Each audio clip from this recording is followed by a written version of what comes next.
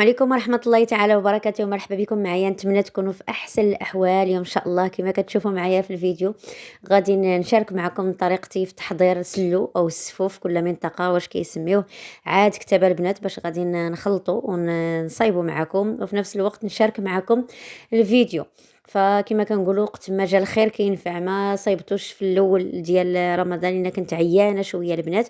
عاد كتاب ان شاء الله وغادي نشارك معكم الطريقه ديالو. اول حاجه كما كتشوفوا معايا هنايا غادي نبداو بالدقيق او الطحين اللي غادي نخلطوا به القوام ديال السلو.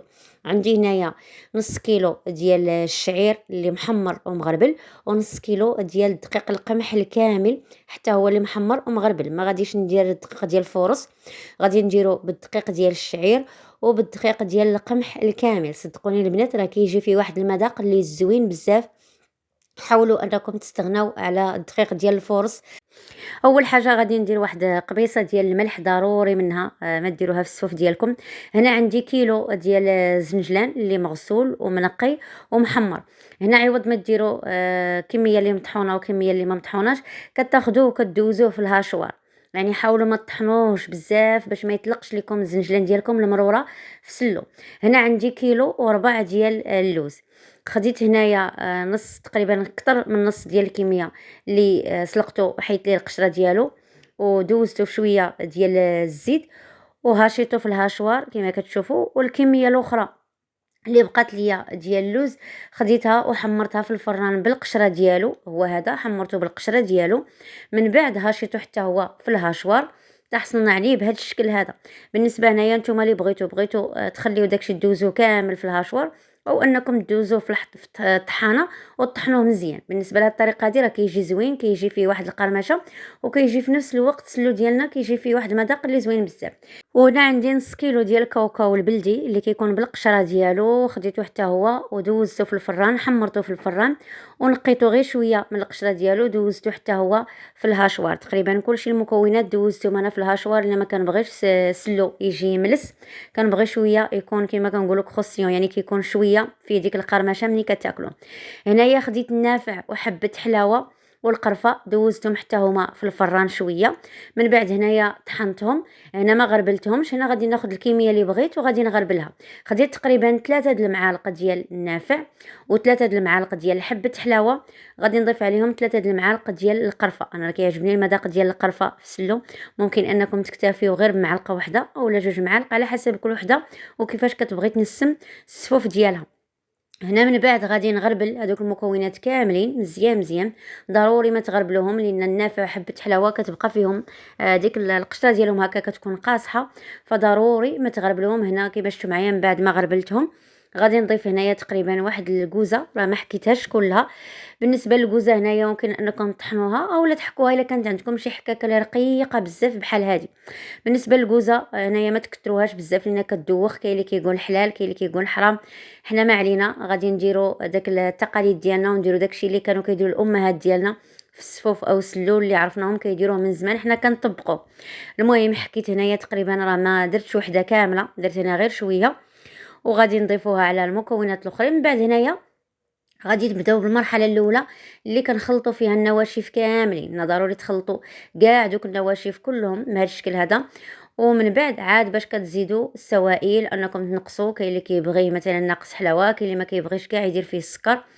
هنايا بالنسبه باش تحليو سلو او الصفوف ديالكم ممكن انكم تحليوه بزاف ديال الحوايج. ممكن انكم تحليوه بالعسل او انكم تحليوه بالتمر، يعني داك البودره ديال التمر راه كتباع دابا جاهزه، كتباع يعني فين ما مشيتو اي عطار راه موجوده عنده، كتاخذوها وكتحليو بها التمر ديالكم. هنايا من بعد ما خلطنا دوك النواشف كاملين غادي نضيف عليهم هنا تقريبا خديت واحد 250 غرام ديال الزبده اللي ذوبتها على نار اللي مهيله، كتخليوها حتى كتذوب مزيان وكيتبخر منها داك الماء وكتبقى يعني ديك الزبده نوازيط. عاد باش كتضيفوها على السفوف او السلو ديالكم ضروري انكم طيبوها مزيان مزيان باش ما تغملش لكم السلو او السفوف، يعني من بعد ما كيدوز واحد المده ما كيغمالش لكم. هنا من بعد غادي نزيد عليها الزيت. انا راه زدت غير ديك الزيت اللي دوزت فيها اللوز ودوزت فيها كما قلت لكم اللوز، هي اللي زدت هنايا، وغادي نبدا نعجن او ندلكو ونعلكو في داك السفوف ديالنا. هنا كما شفتوا غادي نعاود نزيد كميه اخرى ديال الزيت، وانتم كتدلكوا وتعركوا. هنا كما كتشوفوا معايا راه غير خلطته معكم هنا فوق البوطاجي.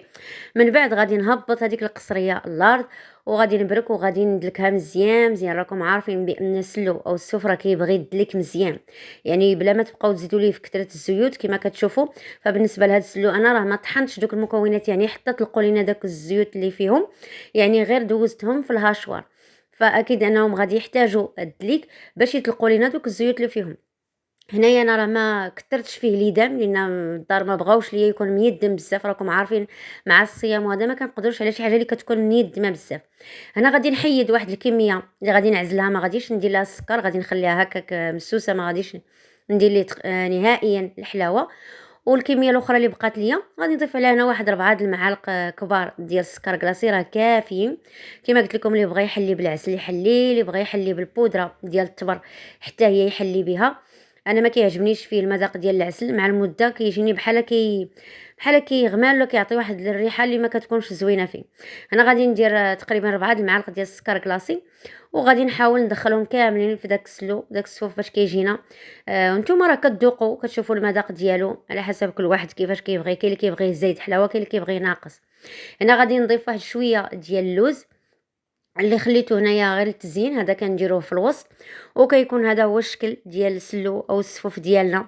فغادي نقدمه معكم بالطريقه التقليديه يعني العاديه، بلا ما نكثر عليكم كثر ديال الزواق، وانتم كتقدموه بالطريقه اللي بغيتو. المهم هو انني شاركت معكم الطريقه ديالو، وصراحه راه جا واعر البنات، جا المذاق ديالو زوين بزاف، ما جاش ميدم بزاف.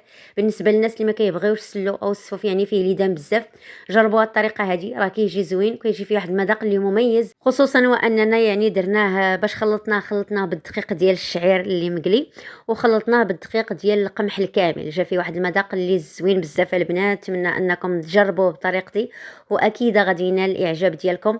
فهنايا درت معكم واحد التزيين اللي عشوائي يعني عادي، قدمته معكم هنايا وبصحه وراحه. وكنقول لكم صحه فطوركم وصحه رمضان ديالكم، نتمنى ان شاء الله يتقبل منا الله الصيام والقيام. وهذا هو الشكل ديال السفوف او السلو ديالنا، جا ما شهيتكم فيها البنات. نتمنى ان شاء الله انكم تجربوه، ما تبخلوش عليا باللايك والتعليق محفز الى عجبكم الفيديو. مع السلامه.